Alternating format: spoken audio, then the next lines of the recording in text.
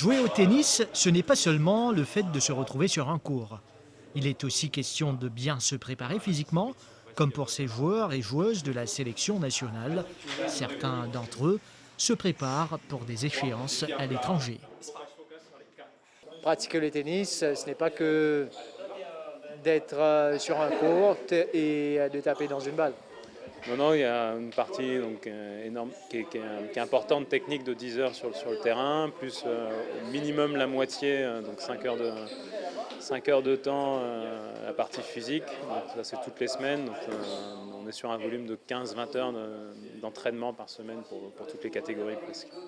Comment c'est organisé, allons dire, une semaine d'entraînement ici pour ceux qui pratiquent le tennis? Chez les équipes nationales, donc il y a les plus jeunes, les moins de 14 qui s'entraînent 7 heures de tennis, plus l'entraînement physique, et les plus grands, donc le volume est plus important, on est sur du 10 heures de tennis minimum. Les grands s'entraînent 2 heures par jour et les plus jeunes 1 heure et demie. Donc on mélange leçons individuelles, leçons collectives en fonction des objectifs. Et là, il y en a beaucoup qui arrivent. Donc, on est bien motivé, tout le monde s'entraîne très bien. Le rythme, c'est tous les jours, l'entraînement? Oui, l'entraînement est tous les jours, intensif. Quelles sont les échéances pour cette année au niveau du tennis? Alors la prochaine, ce sera les championnats d'Afrique par équipe U16, donc au mois de mai, ça, au Zimbabwe. Donc par équipe, en U16 garçons et U16 filles. On n'a pas encore les dates, mais donc ça sera sans doute au mois de juin, juillet, donc la Coupe Davis et la Fed Cup, qui sont les championnats du monde par équipe senior de tennis. Donc là, on a aussi 2 équipes engagées, avec des athlètes qui s'entraînent donc à Maurice et aussi à l'étranger. On a organisé une tournée de tournois en France, où on part du 22 juillet au 15 août pour aller se confronter aux meilleurs joueurs européens. Il y aura les Jeux des îles juniors, CJSOI, donc, qui sont au mois de novembre-décembre pour les U17. Voilà, donc ça c'est les gros objectifs. On a aussi en 2023, on est déjà en train de préparer les Jeux des îles à Madagascar pour les adultes. Donc il y a pas mal d'échéances. On monte une équipe aussi pour pouvoir gagner la médaille d'or chez les U12 en 2023, au championnat d'Afrique. Donc voilà, il y a plein de projets qui sont en cours. On veut être compétitif sur tous les tableaux où on est engagé. Et on travaille, et les joueurs, les athlètes travaillent pour pouvoir accomplir ces objectifs. Combien c'est important la préparation physique quand il s'agit de cette discipline? Alors la préparation physique chez les plus jeunes, c'est vraiment de l'agilité, de la motricité. Donc c'est pas des gros volumes. Mais dès qu'on passe chez les U16, U17 et puis les seniors, la préparation physique, c'est quelque chose de très très important, voire de plus important. On est avec des joueurs qui sont confirmés techniquement et donc on essaye d'augmenter leur capacité physique tous les jours. Est-ce que l'équipe pour la compétition au Zimbabwe a déjà été finalisée? On a fait présélection. On attend le retour des joueurs. On a aussi des joueurs qui sont pas à Maurice. On doit donner une liste définitive au début de semaine prochaine. Voilà, il y a 5 présélectionnés, donc il y aura une reconfirmation. On n'en prend que 3. Donc ils seront 3 à faire le déplacement finalement? Ou 3 de chaque catégorie, comment ça va? Oui, c'est ça. Donc 3 garçons U16 et 3 filles qui vont faire le déplacement. Je joue depuis 10 ans à peu près. Et là, je coach les enfants. Et justement, entre jouer et coacher, comment ça se différencie? Alors, au fait, je préfère le coaching du coup, parce que c'est vraiment ce que j'aime en ce moment. Je travaille déjà, mais le coaching, c'est top. Ouais. Et en tant que joueur, et je pense que physiquement, c'est demanding. Pas mal. Mais les jeunes là, ils sont bien plus forts. Hein. Ouais. Comment ils progressent? Pas très bien, au fait, on travaille sur leur muscu là aujourd'hui, mais sinon, moi je m'occupe des enfants et eux, ils progressent super vite. Ouais. Mon objectif pour le tennis, c'est spécialement pour la Davis Cup, qui sera bientôt en juin. Bon, ce serait bien sûr un honneur de présenter mon pays. Et puis, ce sera l'année prochaine pour les Jeux des îles. J'espère faire de mon mieux pour pouvoir représenter mon pays. Et ton palmarès jusqu'ici en tennis? Alors, je suis rentré dans le monde compétitif à l'âge de 14 ans. Depuis l'âge de 14 ans jusqu'à les 18 ans, enfin, j'ai représenté mon pays. Et puis voilà, j'ai fait mes études à l'université. Toujours, j'ai gardé contact. J'ai même joué pour l'université, représenté l'université.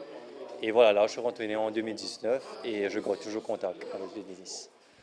Justement, cette période entre études et le tennis, comment c'était? Comment tu arrivais à départager les deux? Alors, pour être honnête, c'était vraiment difficile, surtout pour les entraînements qui commencent le matin, et puis aller à l'école et retourner pour jouer au tennis. C'était vraiment difficile de coopérer, mais au bout de cela, il faudra trouver son objectif et faire le mieux qu'on puisse faire. Je m'appelle Alexandre Tennet et j'ai 10 ans. Alors Alexandre, pourquoi avoir choisi de jouer au tennis? J'ai choisi de jouer au tennis parce que là, quand j'étais petit, j'ai regardé mon premier match de tennis et je voulais essayer de jouer comme les joueurs à la télé. Et ensuite, je me suis dit pourquoi pas jouer au tennis. Et quand j'ai pris une raquette pour la première fois, j'ai tapé une balle et je me suis dit je ne vais plus jamais me séparer de cette raquette-là. Et ensuite, le tennis est devenu mon sport préféré. Et c'est un peu comme toute ma vie, quoi. Quel est ton joueur préféré? Alcaraz, Et combien de fois par semaine tu t'entraînes? 5 fois par semaine. Comment ça se passe normalement, une séance d'entraînement? Une séance d'entraînement, c'est dur. Et tu dois faire le physique après. Il y a des jours où tu fais le physique, il y a des jours où tu ne fais pas. Mais c'est plus dur quand tu fais les physiques et une séance d'entraînement parce que tu vas faire plus longtemps. Quels sont tes objectifs? Mes objectifs, c'est de devenir numéro 1 mondial et de pouvoir jouer aussi bien que Alcaraz. Je m'appelle Noël Luron, j'ai 12 ans. Alors, raconte-nous un peu, depuis combien de temps tu pratiques le tennis? Ça fait maintenant depuis 9 ans que je pratique le tennis, depuis mes 3 ans. Voilà. Et comment tu t'arranges entre l'école et les entraînements? Dès que j'ai fini l'école, je me prépare et je viens au tennis et je suis content quoi, d'être ici. Voilà. Tu viens ici tous les jours? Non, tous les 2 jours. C'est-à-dire que je viens lundi, mercredi, vendredi et samedi. Voilà. Raconte-nous une séance d'entraînement. Pour toi, comment ça se passe? Ça débute par l'échauffement, puis on attaque directement les exercices, puis les matchs. Et en dernier, c'est le décrassage, donc c'est le physique. Voilà. Côté compétition, tu y participes? Oui, beaucoup. Je suis très présent sur les cours en compétition. Quels sont tes objectifs, disons, cette année-ci en compétition, justement? Mes objectifs, c'est de faire partie de l'équipe nationale de Maurice, que je suis déjà maintenant, et de gagner un maximum de prix. Voilà. Aaron, donc, ça continue, je pense, depuis plusieurs années pour toi, n'est-ce pas? Oui, ça fait 11 ans. Ouais. Et comment tu juges ta progression jusqu'ici? Ça va, je suis en train de jouer mieux en mieux et je suis plutôt content de ça. Combien de fois par semaine tu t'entraînes? Là, je commençais 5 fois la semaine maintenant. Ça fait 2 mois, je commence. Ouais. Quelles sont les compétitions à venir pour toi? Il y a le tournoi en France, il y a le tournoi Zimbabwe. Il y a aussi CGCI que j'ai envie de participer. Et tu arrives maintenant à t'arranger entre l'école et l'entraînement? Oui, c'est dur, mais j'essaye. Je suis en train de... Je fais bien à l'école. Shannon, donc, parlez-nous de votre histoire, allons dire, avec le tennis. Ça a démarré depuis combien de temps? Je commençais quand j'avais 8 ans. Donc après, j'ai joué à la Fédé ici. Et en 2015, je suis partie en Amérique. J'ai eu un scholarship pour jouer au tennis et études. Je suis retournée 2020, en novembre. Et en décembre, j'ai recommencé l'année dernière. Et depuis ça, je m'entraîne presque tous les jours. Justement, pour vous entraîner tous les jours, parce que ça demande quand même du travail en tennis, comment est-ce que vous vous arrangez? 8h30 jusqu'à 5h30, je travaille et je viens directement au tennis, mais c'est une routine, ça avance, donc ça va, c'est OK. En compétition, quels sont les objectifs cette année-ci?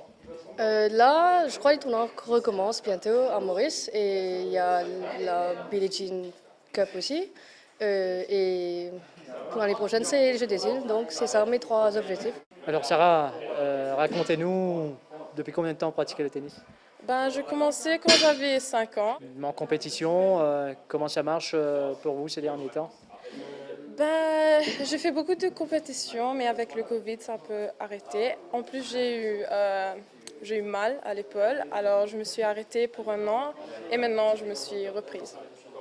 Donc justement, reprendre après une blessure, il faut aussi un temps de réadaptation, n'est-ce pas? Ah oui, mentalement aussi, et physiquement, c'était assez dur, mais je suis assez motivée pour retourner et tout. Là, vous vous fixez des objectifs au niveau compétition ou vous la prenez étape par étape? Oui, les compétitions, il y a le Billie Jean Cup qui va se dérouler bientôt.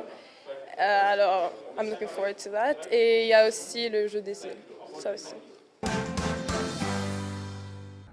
Signature d'accord entre 5 sponsors et le comité d'organisation des prochains championnats d'Afrique senior d'athlétisme.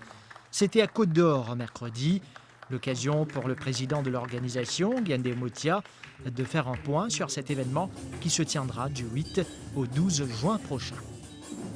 Je voudrais remercier tous les sponsors. Il y a au moins une vingtaine dans la liste. Et nous avons démarré la signature des contrats avec 5 aujourd'hui.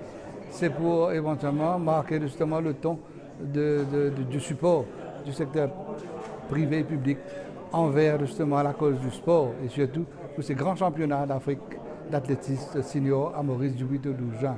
Donc nous le remercions beaucoup et nous pensons qu'au fil des jours à venir, nous aurons l'occasion de faire des signatures similaires avec d'autres partenaires qui se sont positionnés avec nous. Justement, et l'organisation pour ces championnats d'Afrique d'athlétisme entame, on peut dire, une ligne droite finale. Effectivement. Comment ça se passe? Il reste le dernier mois, justement, si on peut le dire ainsi. C'est pour éventuellement finaliser tous les travaux des commissions et en même temps de verrouiller toute la programmation des événements et le déroulé justement non seulement des événements mais aussi du cérémonie d'ouverture surtout qui va être sobre, mais il faut le faire. Et bien sûr la cérémonie de clôture. Au niveau des infrastructures, nous sommes prêts. L'homologation a été phénoménale éventuellement de la piste à Côte d'Or. Bien sûr au niveau de l'hébergement, au niveau de la restauration, tout se fait d'une façon dynamique parce qu'il y a 54 pays qui font partie de la CA et les 54 pays se sont enregistrés. Donc il y a un gros travail à faire par rapport aux participants. Et bien sûr, on va attendre la finalisation justement de la liste nominative finale le 15 mai pour pouvoir tout finaliser avec l'hébergement. Et nous sommes heureux de constater cet engouement du continent africain pour venir à Maurice. Et bien sûr, il y aura la Réunion qui va participer, à part le groupe des réfugiés qui participent comme à l'accoutumée. Donc c'est un gros travail. Il y a toutes les commissions qui travaillent à fond en ce moment-ci, je les remercie, pour pouvoir amener à bon port l'organisation de ces championnats. Et nous sommes confiants qu'avec les trials, avec les autres compétitions en amont qui vont se faire, nous allons peaufiner justement tout ce qui reste à faire pour que, arrivé le 8 juin, tout est prêt pour ces championnats d'Afrique. Et il y a quel montant trouvé pour que le comité puisse faire toutes ces activités? Bon, il y avait un budget de 36 millions pour les championnats d'Afrique à Maurice. Ça a été divisé en tiers. Un tiers le ministère de Youth and Sport qui contribue. Il y a un tiers de la part de la CA et un tiers de la part des sponsors que le comité d'organisation apporte justement comme contribution. Donc nous sommes presque au but, éventuellement avec toutes ces démarches. Donc nous souhaitons à tous les athlètes mauriciens et à tous les athlètes justement du continent bonne chance parce qu'il y aura des grands noms qui vont venir à Maurice et sans oublier le gratin de l'athlétisme mondial qui vont être présents en la personne de Lord Sebastian Coe avec M. Kalkaba, le président de la CAA, Sebastian Coe étant le World Athletics President éventuellement et bien sûr tous les membres du conseil de la CA, éventuellement qui vont se faire un plaisir d'être présents à Maurice. Donc nous prévoyons aussi beaucoup un comité d'accueil important depuis l'arrivée, pendant leur séjour, pour rendre leur séjour le plus agréable possible. Et est-ce que, par exemple, M. Malboum va venir faire une dernière visite des lieux avant les championnats? Il va venir quelques jours avant le démarrage justement du 8 juin. Donc il sera là au moins 3 jours avant le démarrage. Et parce qu'il y aura aussi le conseil justement de la CRA qui va se faire le 7 juin. Donc je pense qu'avec le temps, il va tout verrouiller pendant cette période de début juin jusqu'au 12 juin. Et à peu près combien de personnes, quand on parle des délégations, sont attendues à Maurice? Justement, comme nous avons dit, il y a 54 pays, il y a plus d'1 millier d'enregistrements. Maintenant, avec les minima, avec les conditions de critères de finalisation au 15 mai, nous allons avoir une liste finale à cette période-ci. Et nous pensons que ça doit tourner quand même au niveau participant dans les 550 à 600. Le comité organisateur a eu une idée à partir des applications pour les accréditations. La presse internationale qui s'intéresse également normalement à cet événement? Effectivement. Mais avant de parler aux presses internationales, je voudrais saluer aussi le rôle de la MBC TV avec les nombreuses réunions que nous avons eues sur le plan technique, technologique, pour pouvoir faire la retransmission et la remontée d'images comme host broadcaster, parce qu'il y aura un déficit dans les spectateurs à cause de la pandémie, à cause des mesures sanitaires. Donc nous voulons saluer justement ces efforts et qui continuent. Et ensuite, bien sûr, il y aura évidemment les médias internationaux, en la personne de RFI, France 24 et autres, qui vont relayer justement cet événement-là sur le continent africain et pourquoi pas sur le plan mondial. Donc les accréditations pour les journalistes locaux, ça a déjà démarré, même pour les journalistes. L'accréditation pour les étrangers, et ça va se faire pendant le mois de mai. Donc c'est en ligne, comme vous savez, dans l'accréditation. Il y aura beaucoup de facilitation. Donc l'accréditation est un élément fort, un élément important de pouvoir le faire le plus vite possible. Et les regards de tout un continent seront braqués sur Maurice parce que le sport reprend sur le plan africain après 2 ans. Donc est-ce que tout est on track pour l'heure? Oui, nous avons toute une campagne de communication avec les événements que nous faisons et là, 2 ou 3 jours, une campagne encore plus accentuée justement pour sensibiliser surtout le public mauricien et ensuite faire des remontées avec les médias, ceux qui couvrent l'Afrique. Et nous pensons que justement cette mobilisation se fait et arrivé à la fin du mois, au début de juin, les gens seront amplement informés de ces championnats pour qu'ils puissent y participer et surtout que beaucoup de retransmissions seront en ligne avec tous les médias, tant au niveau des portails, tant au niveau du social media, pour qu'ils puissent suivre éventuellement les événements en live, éventuellement. Et donc nous pensons qu'effectivement Maurice va être le temple de l'athlétisme sur le continent et pourquoi pas le monde du 8 au 12 juin.